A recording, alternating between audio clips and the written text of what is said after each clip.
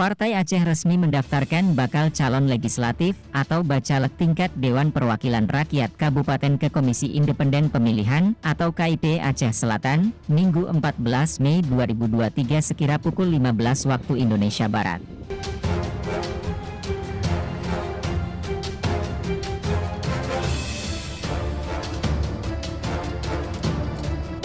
Sebelum mengantar berkas pendaftaran ke KIP Aceh Selatan yang terletak di Gampong Loko Tapang, Kecamatan Tapak Tuan, bacalek Partai Aceh dan pengurus DPW Partai Aceh terlebih dahulu berkumpul di Kafe Anak Laut Simpang Terapung Gampong Hilir.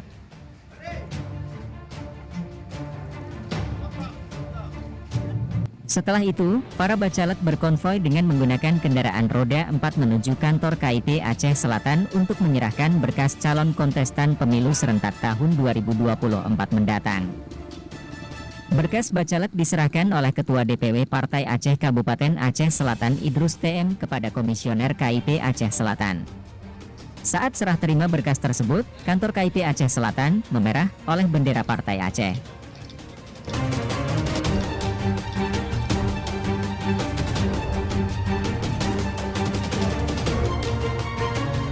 Juru bicara DPW Partai Aceh Maifendri mengatakan, Partai Aceh mendaftarkan 36 bacalek untuk mengikuti pemilu 2024.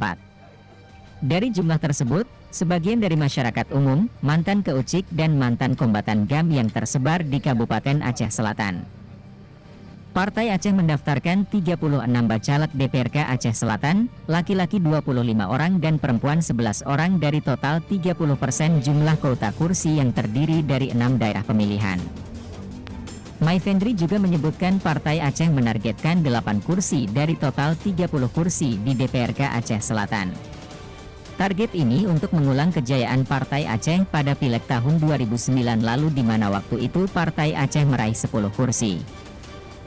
Sementara itu, Ketua DPW Partai Aceh Kabupaten Aceh Selatan Idrus TM mengharapkan pesta demokrasi Pileg 2024 dapat berjalan dengan lancar sesuai mekanismenya.